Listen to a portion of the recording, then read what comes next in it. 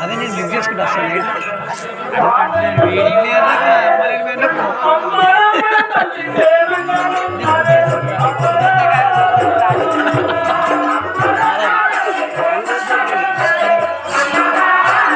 అనిల్ ఎప్పుడు వచ్చినావు?